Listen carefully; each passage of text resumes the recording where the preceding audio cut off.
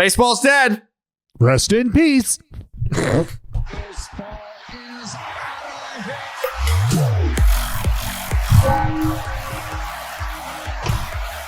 Game 1, baby.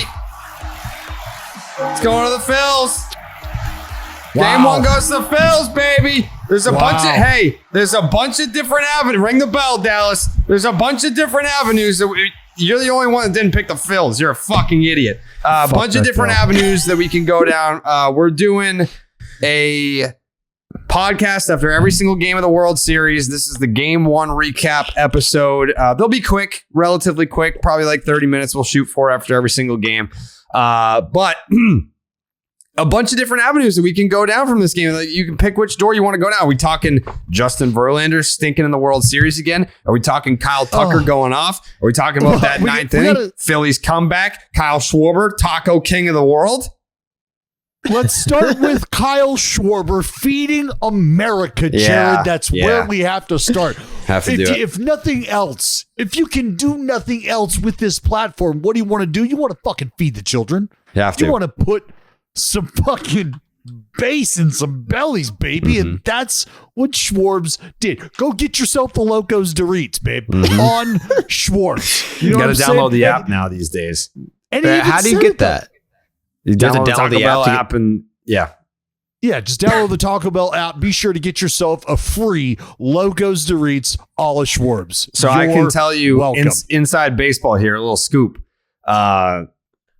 Me and Schwarbs have a mutual friend, and Schwarbs before the game was on the phone with this mutual friend, and he called his shot. He said, "I'm stealing a bag tonight to get the tacos for America." So he said that before. He's averaged 3 stolen bases over his entire 8-year career. He did steal 10 bases this year though, which was a career high. But check out the efficiency too. Yeah. He called his shot. He said, "I'm stealing the base tonight that gives America free tacos," and he went out there and did it. That's going to be a bigger story. You want to hear the biggest story?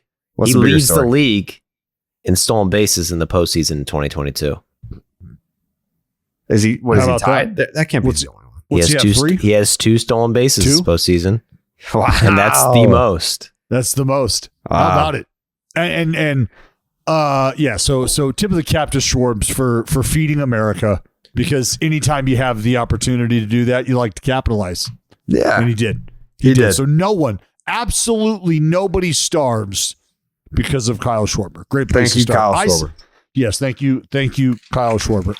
That's America. That's America saying thank you. Thank you, Kyle Schwarber, for stealing that base and feeding America. We really need it. We really need it. You know what? If you can, it might be a lot to ask. Who knows? But do us this favor. Do me this favor, because you know what? I'll do this for you guys tomorrow. I'm going to swing by. I'm going to get my Locos Doritos, and I'm going to swing by the closest ballpark I can get to. When I say ballpark, I mean it could be a local Little League field, it could be a high school ballpark, whatever. And I'm going to take the 3 minutes it's going to take to consume that tank. Maybe I'll double it and call it 5, 6. And I'm going to enjoy my Locos Doritos. Thank you, Kyle Schwarber. And I'm going to appreciate the game of baseball. Love that. That's what I'm just. So send me pictures of you. That's going to be my view from the office tomorrow. Is crushing a Locos Doritos at a ballpark near me. You crush a Locos Doritos at a ballpark near you. Thank you, Dallas. Make sure you get the app first. Yeah, gotta get the app first. Don't just show up to the drive-through and be like, "You owe me a taco." Give me a taco. Yeah, don't stall out on the folks behind you, because they got the app. They got their shit together, right? And they're trying to get to a ballpark. So fuck it. Come on. This sounds like an ad read. It's not. It's not an ad read for Taco Bell. I mean, we're just telling you how to get your free fucking taco. So yeah, we just want to help you because Schwarbs has helped you. Kyle from Waltham has helped you. We want to help you. Allow him to help you. From here, I think we got to go Justin Verlander, because that was one of the bigger storylines. That was one of the bigger. What's going to happen here is you're going to get his shit together. Well, he came out crispy. He came out crispy. He retired the first 10, right? He did. He retired the first 10. And can we run that back? But was there not a little a mild, like a lukewarm little room temp fist pump after the first batter of the game from JV? Or I didn't see that. Was it a little fist pump, or was it just like an emphatic shoulder shrug, like an emphatic jersey adjustment I could be dead wrong. Could be. I mean, you're pitching game 1 of the World Series. Which, by the way, Justin Verlander has pitched in a World Series game in 3 different decades now. That's the only other guy to do that, El Rochete, the Rocket. Oh, Roger Clemens, and he still hasn't won one. So you pitch a playoff. You pitch 5 spot. That's crazy. 5 spot. It's tough. He looked so good at first. He looked great. He looked great. I mean, Smoltzy was even starting to fire up the little conversation about how he's been able to dial up the velocity later in the outings, a la Verlander of yesteryear, and like that conversation was starting to trickle into the fold. He was on Dallas Braden watch for a minute. We were looking at a Dallas Braden performance. Tickling him. And then all of a sudden shit just started, shit was a little more middle than it needed to be. Shit was up a little more than it needed to be. It was a little more hittable. And here came them fighting fucking Phils. Yeah, dude. What's the vibe like in Philly right now, Joe? Me and the guys, we went to the bank. Yeah. We're out there on the side of the street being fucking scumbags. Yeah. Talking shit, getting drunk. Yeah. And we said it since the season started. We're winning the World Series. Yeah. This is the path. It's what I said before the series started. I said they got to split in Houston. Now that they've taken game 1, they can take the first 2. I mean, I'm not going to get ahead of myself here and say, Phils in 7 might have been overshooting it. If they take game 2 and then you have to, if you're the Houston Astros and you got to go play fucking 3 at the bank. One thing I do agree with that Smoltz said, and this was something that we talked about, is if you're able to match up starter-wise for starter with the Astros and then maybe skip some of those middle innings and hand it to the back end of the bullpen, you think you still like your chances blow for blow, right? Like being able to find your matchups for better or worse, stuff for stuff, back into the bullpen on each side versus the meat and potatoes of each order. I think you still like your chances as the pitching side of those matchups. And that's what was able to happen, is erasing Verlander's 5-run fucking lead gave the Phillies a chance to run Nola out there and buy a few more outs and sort of stay neck and neck, starter for starter, arm for arm. And the bullpen held its water. Yeah. Did exactly what it needed to do. Let me ask you this question. Let me ask you this question. Is game 2 must win for the Astros? No. I mean, you can't go to Philly down 0-2. You can't.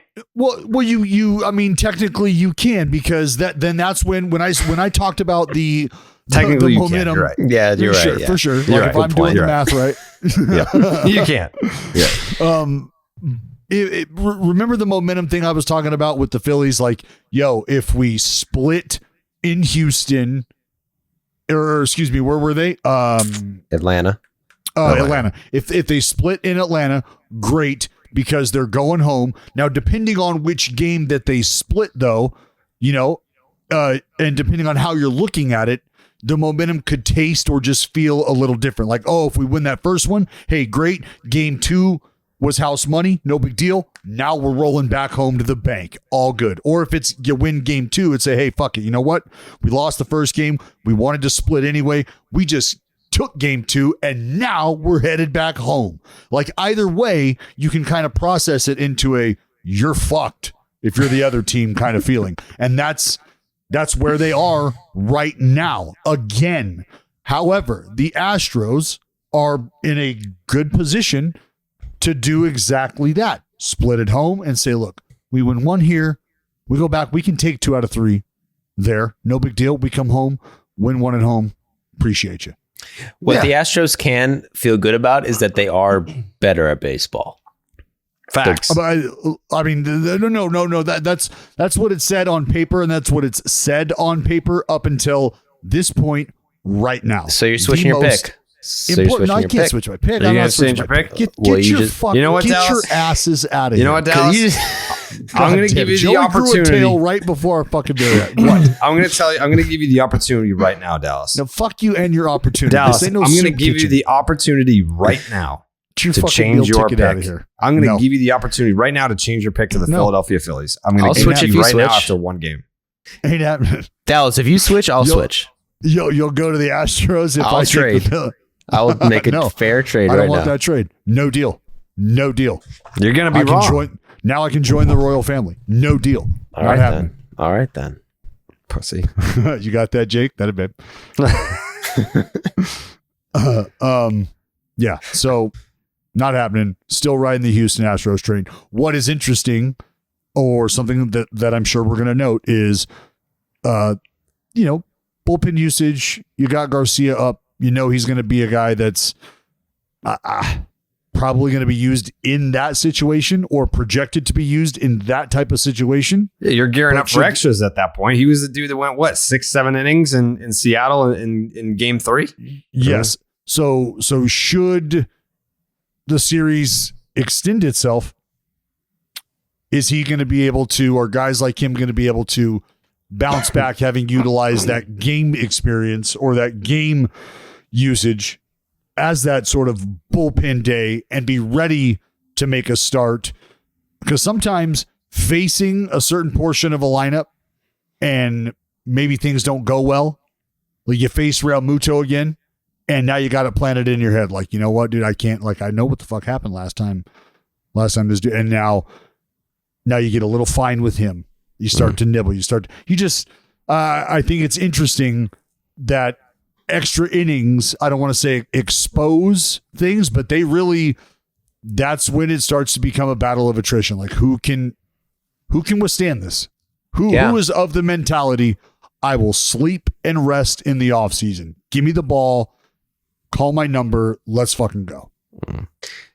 Yeah, but if you look at it, like, the Astros have such an advantage the deeper the game goes, you'd think. I mean, Look, the part of playing great baseball at the right time is having guys all throughout a lineup, a la a Reese Hoskins, a la a Bohm, and now boom, a la a Realmuto, who comes up in obviously a huge spot facing a guy for the Astros who, as Jared just said, is and I said that's where he's going to perform. That's where this dude is taking the ball and then taking the game over. Like, who else you going to see? Well, fucking boom, got him. Realmuto showed up. This game started off Kyle Tucker, which was very funny to me, given the context of the quote. Oh my God. I want to run it back. Can I run it back? Please run it do. back. It's tasty. Let's see if I can find it. I know it's Just dripping with, what the fuck are we doing here? yeah. Why is this? Oh, it's because I'm not connected to the board. Figure it out, dude. Clean it It's up. not your first Clean it fucking podcast. Tighten it up. Yeah, I gotta tighten it up. All right. Connecting, and connected. Okay, here it is. Kyle Tucker before the series started. I don't know. Hopefully we just win in 4 and make it easy as possible for us. But I mean, they're a really good team, so it might go a little longer. So I mean, we're hoping to get it out of the way early, but we'll see. So I mean, people were like, I tweeted out because I thought it was funny.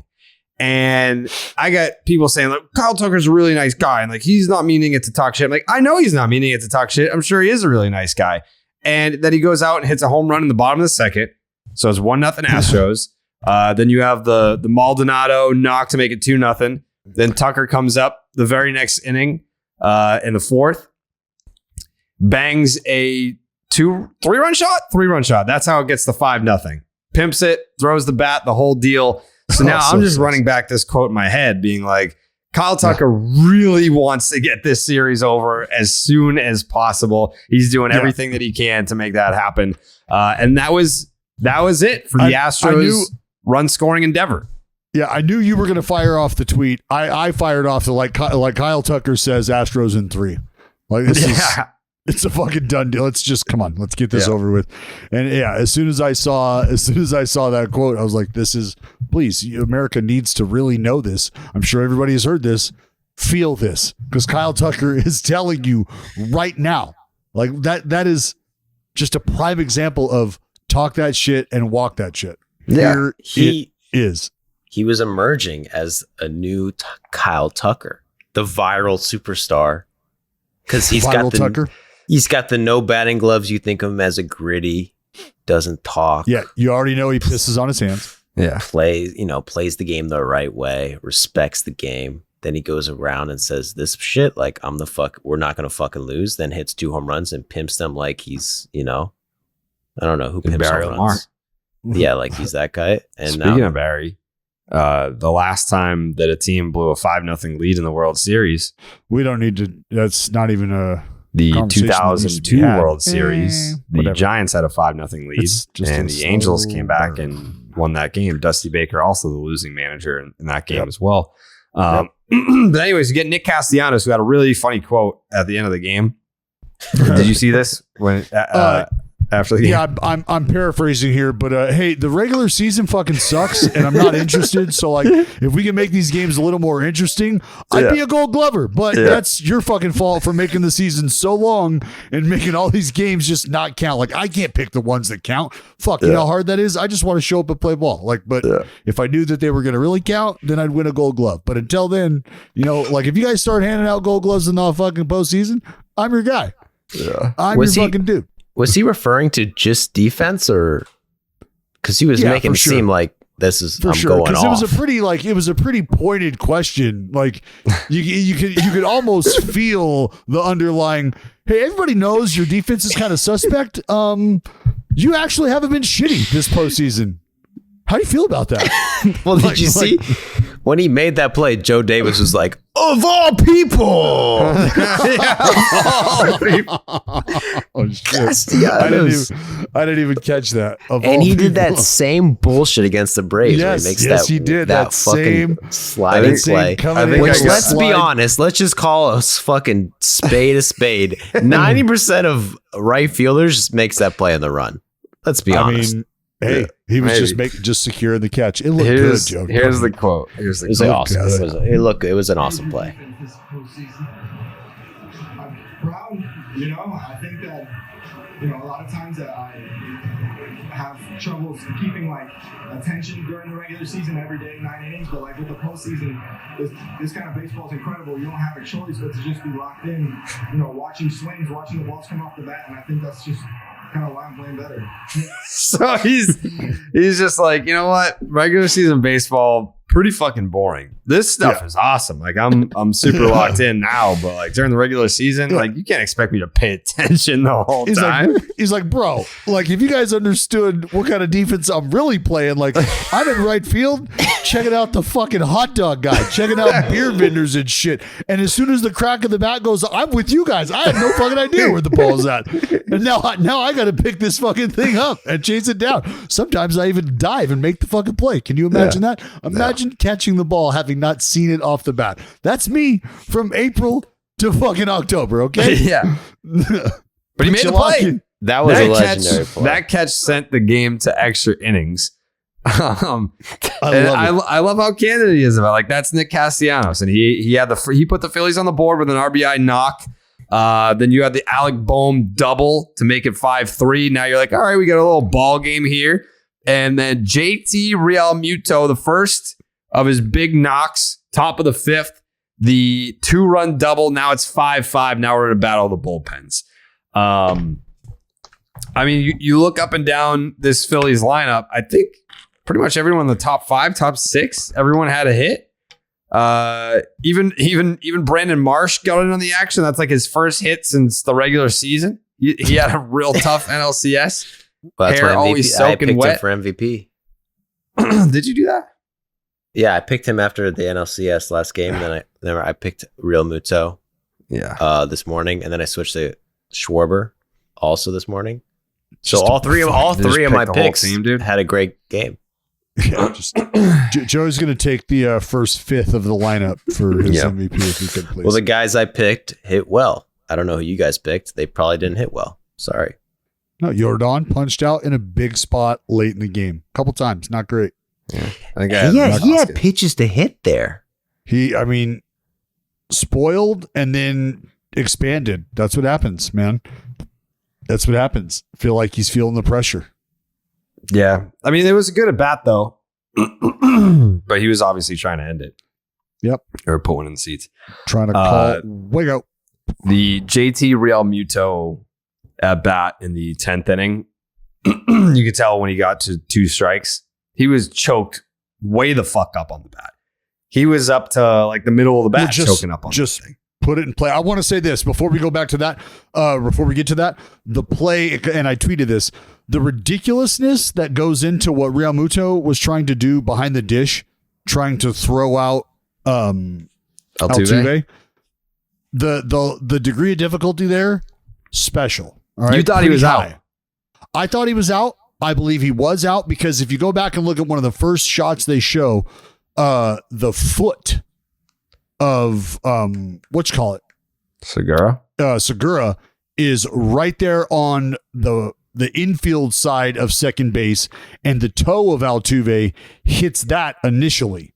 So before Altuve's foot hits anything, it hits Segura's foot, and then it hits the bag. And by that time, the ball has already hit the thigh and then been secured by Segura. And Realmuto had to make a ridiculous adjustment in real time. Like, this is almost, when you think about a catcher, and Realmuto is so great at this, framing, dressing balls up, right? He's swaying. So his momentum is already kind of taking him towards his anticipated location. Well, that ball got jerked and it was a missed spot. So what happens is now he's got to reach across his body. And if he were set up middle and it was just a pitch to his backhand side, it'd be a little different. But because he was set up on the inside part of the plate to a right-hander and had to reach all the way across, and while he was swinging, he had to reach just a little bit extra, and you lose just that much on your throw. You lose just that much on your direction towards your target. And for him to compensate for all of that in real time and make that throw, and Segura to hang in there because he caught the ball off of Altuve's fucking leg. Let's understand that. Right? If that goes like, to the center field, they lose or they tie it. For sure. Because D-Rob ended up spiking one, right? And we're not to say that same pitch happens, but we know that shit gets a little tighter because now Altuve's hanging out over there with 1 out instead of 2. A little different story. So things in that moment could have gone very, very wrong for the Phillies in a moment where they should have been rewarded for a ridiculous effort by Realmuto and by Segura. But that's why I tweeted out baseball gods, because Realmuto came up and fucking bang. After Schwarbs is feeding folks with Locos Doritos, old fucking JT starts serving up Oppo tacos, baby. Who knew we were eating Mexican tonight? The fucking Phils did. Jeez. Yeah. Tacos. Yeah. Yo, they should do one of them challenges, but for cheesesteaks. For cheesesteaks. So now we got, what do we got? So now we got game 2. Well, how about fucking Diaz at the end leaning into 2 pitches in a row? Yeah, let's talk about that. Let's Trying talk to about that. get Great away calls. with that. Good calls by the home plate umpire. Great calls. Yeah. Should have, if he would have worn the first one, if he somehow, some way could have caught that first one, he would have gotten away with it. But because the first one was a more of a backup slider, that second one had some finish to the point where it may have been a borderline strike. I don't know exactly where the pitch ended up. I'd have to go back and look at that, look at the pitch thing. But for him to try, hey, look, fucking by any means necessary. But what I don't is that how you really feel though? Like if you were in the Phillies dugout, what are you saying? Because it's definitely not like put me in the Astros dugout. If you're in the Astros dugout, what are you saying? That's my dog. I don't know, man. Do what you got to do. What the fuck do you mean? Because you don't know? That base runner, you don't know? That base runner means nothing. Hey, Aledmes, buddy, come on. You can't. Not here. Not. Is that what you're going to do? Is that what you're going to do? First of all, it's a 2-0 count. The base is open. It doesn't matter if he's on base or not. There's a guy in the scoring position. The winning run's on second base. No, that was a tying run. Tying run. The winning run is on second. The tying run's on third. Yeah, the fucking pass ball. So that run means nothing at all. It's a 2-0 count, hitters count. If you're trying to get hit by a pitch, to me that means you don't really want to hit. So if you don't want to hit, that's fine. Hey, you don't want to hit. Fair interpretation. So but then if it's 3-0 and you're trying to get hit by a pitch, and then he chases a ball in the dirt on 3-0. Well, it wasn't a ball in the dirt. Easy guy. It was low. It was low. It was maybe 2.5 inches down. Maybe pull these pitches up. Pull the fuck. Pull it up. It was noticeably down. It wasn't in the dirt, but it was down. He got caught chasing. It was a ball that was caught forehand by the catcher. I mean, that ball is not fucking terribly down. The ball was low. I mean, it was low. It was a ball. It was not a pitch. So this is where my confusion came in during that at bat.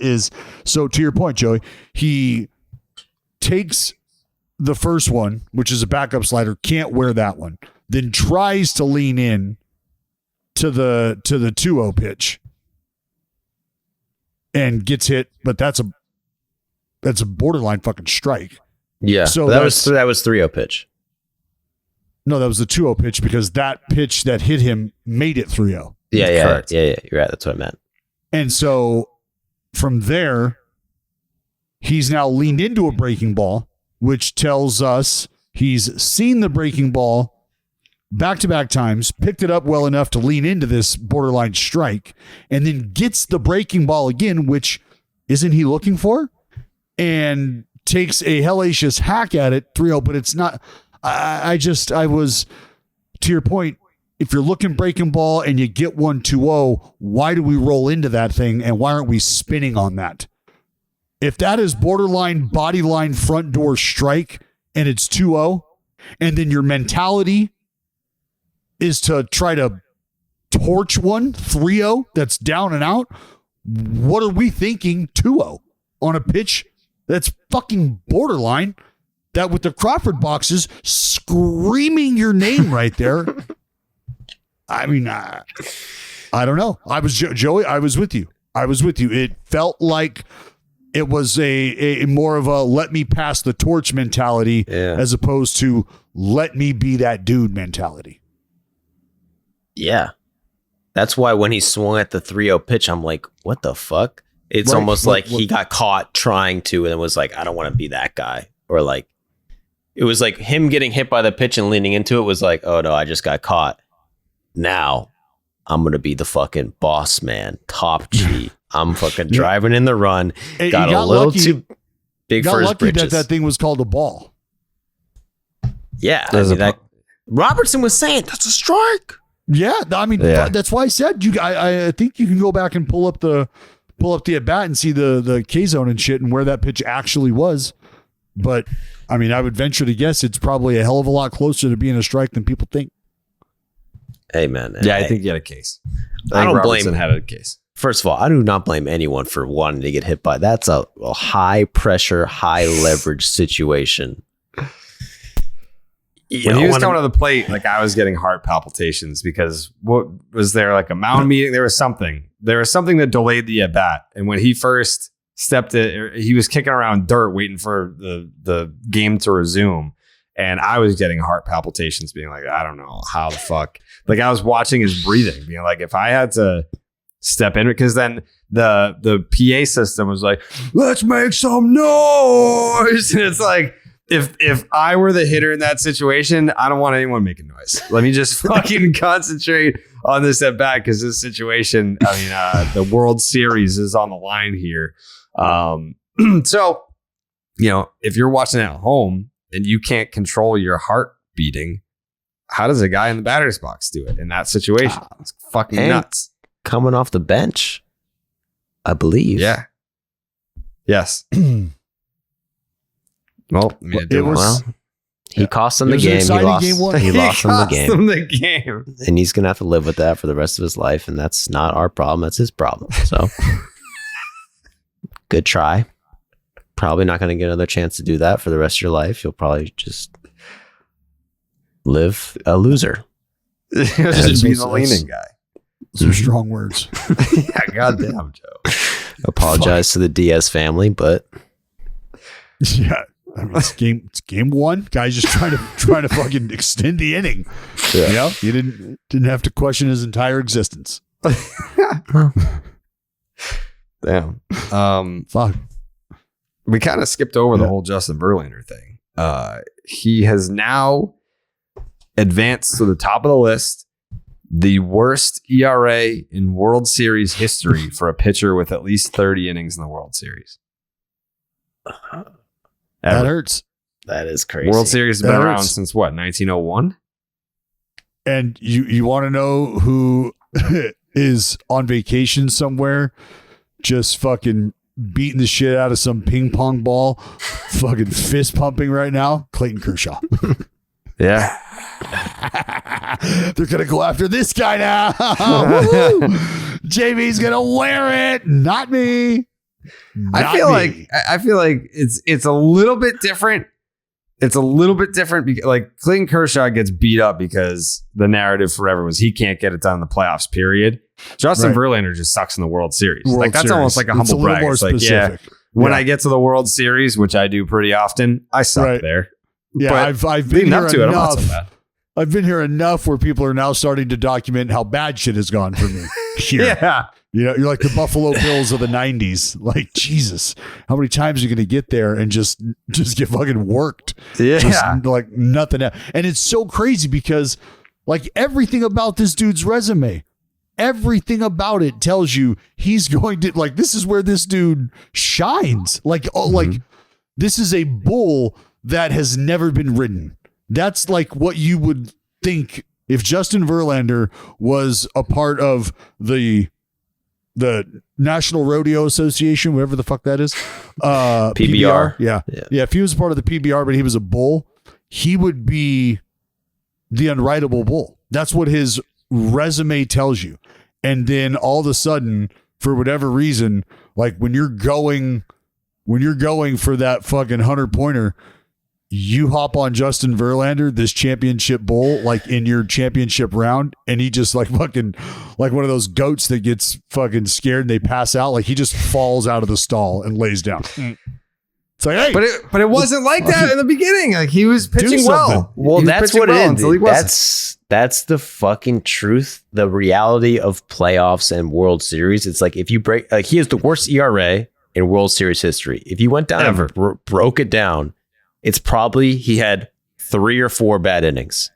I mean, seriously, look at tonight. He had like 4 great innings, 1 bad inning, and what's his ERA tonight? Like fucking 10. He's one of the best pitchers of all time. Well, no, that's not even a question. That's why it's so just head scratching. Like, damn, why is this happening? How does this happen? Because it has to happen to somebody. It's one of those things where it's so one of those elusive, and you know what? Like, I can appreciate that your mindset is I just want to win. I don't care if I don't perform well. As long as the team ends up winning, I'm okay with that. Well, the team didn't win tonight. And that is, I promise you, the biggest chunk of salt in the wound is that things went the way they did and the team lost. Should things have gone the way they did for him personally and the team won, little easier to swallow, but there's no doubt that that narrative is right here. Because if you're somebody like he is that understands your place in the game, knows what you've done in the game, knows and this is almost he's a victim of his own success. You've done everything. Like it's easier to think about what you haven't accomplished as opposed to what you have accomplished. So it's easier to look at where shit has gone south for him on the highest stage, on the fucking under the brightest lights, which is unfair. It sucks, but again, you have to have a massive resume and a massive nutsack to even be evaluated under this lens that unfortunately he finds himself under. Yeah. It's crazy. I mean, how many innings has he pitched in his career? Tens of thousands of innings. and the 30 innings he pitched in the World Series were bad, and he's a choke artist. It's got to be more than 30 innings, but I think it's like minimum. Like that's minimum 30 innings pitched. Yeah. Well, speaking of narratives, this is what I was thinking watching this. It's like, and speaking of Kershaw, is that the Dodgers get so much shit for being the biggest choke artist, but the Astros are in that danger zone where if they lose this World Series, that's what everyone's going to say. I mean, they got there but couldn't get it done. I mean, that's 3 World Series in a row they've lost. That'd be tough. And the only one they won is the cheating year. 19, 21, 20. So 19, are they not 19, bigger 20, chokers than the Dodgers if they lose this year? I think you could. Maybe. Well, they're I guess it's choking in a class of their own, though, right? Yeah, they make it, but Right. they can't win it. Right. And they won it by cheating, which I think makes it worse. Well, that's why everybody has sort of said if they can pull this out, then that sort of it doesn't vindicate him, but it allows you to digest what happened in 17 a little easier because now there's no denying what has happened now. Mm-hmm. And so it's almost like everybody's okay with just kind of forgetting about 17 Yeah. and acknowledging what they've done through that time up until now and letting this season be the cap. Because, now if they win this year, then Astros players and fans don't have to keep arguing, well, 17 counts. We won it fair and square. Everyone was cheating, blah, blah, blah, blah, blah. Oh, well, we just won in 2022. What are you going to say? But if they don't win it, they're still the cheating fucking scumbags who choke every single year. I thought you were pro Astros, Joe. I was an Astros fan. I was a huge Astros fan, but now I'm a Phillies fan. Okay. I thought you grew up a Phillies fan. Yeah, born and raised. Okay. Just making sure. Just want to keep you honest. Thank you. All right. Game 2, if you're listening to this on Saturday, that's tonight. Framber. Framber, the quality start king, going up against Zach Wheeler. Oh, wheels and deals. Yeah, that's going to be a great matchup. I'm very excited for this pitching matchup. Yep. Zach Wheeler, Framber Valdez. I don't even know. We're not going to do predictions. We did series predictions. We're not going to do game by game predictions. It's going to be a great pitching matchup. And the question is this must win for Houston? No, I don't think it's that dire, but it's pretty. You don't want to go to Citizens Bank Park down 0-2. No, it's not favorable. It's not favorable. You don't want to do that. No. Joe, tell them how big of bullies they are at Citizens Bank. Yeah, you come to the bank, we'll fuck your shit up. You better not come with Astros. If I see an Astro, cheaters. Oh. Joe's going to choke you with a fucking cheesesteak. No questions asked. None. All right. Game 2. Phillies up 1-0 in the World Series, baby. 1-0 Phils, ring the bell. We'll see you tomorrow for the Game 2 recap. It's 1-0 Phils, dude. Framber, Wheeler, Houston. We'll see you tomorrow. Wow.